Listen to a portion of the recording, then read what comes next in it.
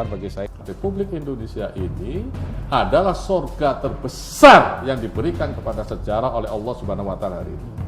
Pancasila itu religius dan sekuler sekaligus. Dari segi sumber dan tujuan Pancasila itu religius. Tapi untuk mewujudkannya kita butuh sekularitas, bukan sekularisme. Kita ini kalau dicari musuh Pancasila yang paling besar itu apa sih? Kalau kita ya jujur, musuh Pancasila yang terbesar itu ya agama. Pernyataan Profesor Yudian Wahyudi tersebut sangat kontroversial dan bisa dikatakan sebagai pernyataan yang sesat dan menyesatkan. Kenapa disebut sesat? Karena agama itu mengajarkan kepada kebaikan, kebenaran, keadilan, dan kesejahteraan serta jalan yang lurus. Ihdinas siratal mustaqim yang biasa kaum muslimin baca di dalam surat Al-Fatihah ketika sholat.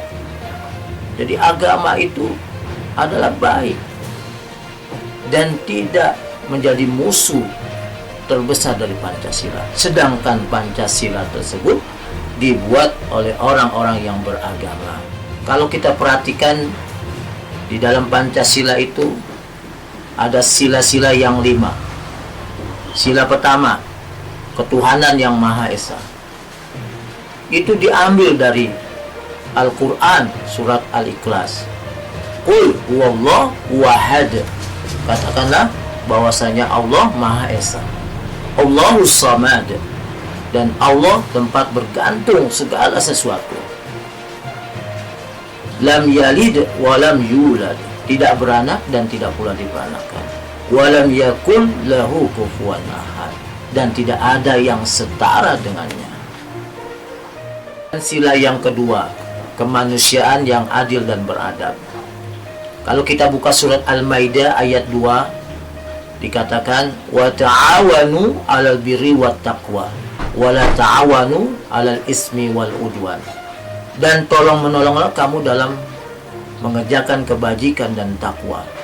Dan janganlah kamu tolong-menolong dalam mengerjakan perbuatan dosa dan pelanggaran atau permusuhan. Kemudian sila ketiga, persatuan Indonesia.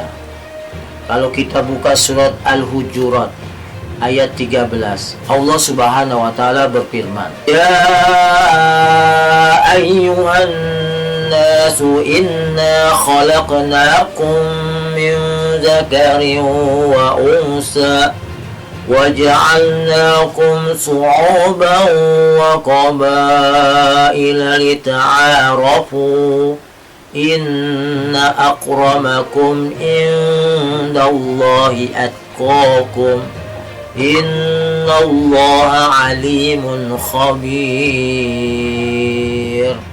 Wahai manusia, sesungguhnya kami telah menciptakan kamu dari seorang laki-laki dan seorang perempuan. Dan kami jadikan kamu berbangsa-bangsa dan bersuku-suku. Sesungguhnya orang yang paling mulia di antara kamu adalah orang yang paling bertakwa. Dan sesungguhnya Allah Maha mengetahui lagi Maha teliti. Kemudian sila yang keempat, kerakyatan yang dipimpin oleh hikmat kebijaksanaan dalam permusyawaratan perwakilan. Kalau kita buka surat Asy-Syura yang artinya musyawarah, di ayat 38 Allah Subhanahu wa Ta'ala berfirman, walladzina istajabu li rabbihim wa aqamus shalah wa amruhum syura bainahum wa mimma razaqnahum yunfikun. Dan bagi orang-orang yang menerima seruan Tuhannya serta mendirikan sholat, kemudian segala urusan mereka diselesaikan dengan cara musyawarah di antara mereka, dan mereka menginfakkan sebagian rizki yang kami berikan kepada mereka. Kemudian sila yang kelima, keadilan sosial bagi seluruh rakyat Indonesia. Kalau kita buka surat Al-Maidah ayat 8, Allah Subhanahu wa taala berfirman, "I'dilu huwa aqrabu littaqwa." Berlaku adillah, karena adil itu lebih dekat kepada takwa. Wattaqullah, dan bertakwalah kepada Allah. Innallaha khabirun bima ta'malun. Sesungguhnya Allah Maha mengetahui apa yang kamu kerjakan. Dan itulah agama dan Pancasila. Kedua-duanya saling melengkapi. Karena yang buat Pancasila itu adalah orang-orang yang beragama. Dan tidak ada pertentangan antara agama dan Pancasila. Malah patut dicurigai atau patut diawasi adalah orang-orang yang selalu mengatakan agama itu musuh atau agama itu tidak sesuai dengan Pancasila karena dia kurang paham. Wattaqullah, innallaha khabirun bima ta'malun. Kemudian yang menjadi pertanyaan adalah agama mana yang menjadi musuh terbesar Pancasila? Agama Islamkah? Kristenkah? Hindu, Buddhakah? Atau Konghucu? Atau aliran kepercayaan? Atau Yahudi? Agama mana yang menjadi musuh Pancasila?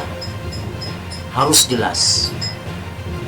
Kalau tidak jelas, maka ini yang dikhawatirkan menjadi golongan yang disebut di dalam surat Al-Baqarah ayat 8. A'udzubillahi minasyaitonirrajim.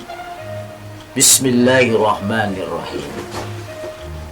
Wa minan nasi man yaqulu amanna billahi wa bil yawmil akhir wa ma hum bimu'minin.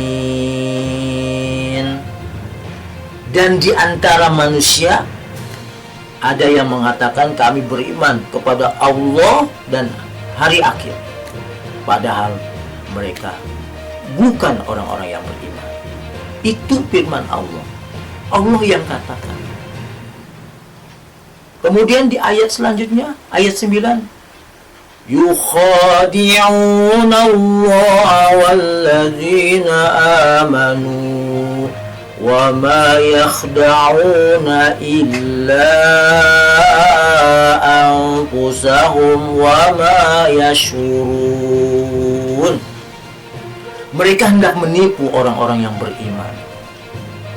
Mereka hendak menipu Allah dan orang-orang yang beriman, padahal mereka hanya menipu diri mereka sendiri, sedang mereka tidak menyadari.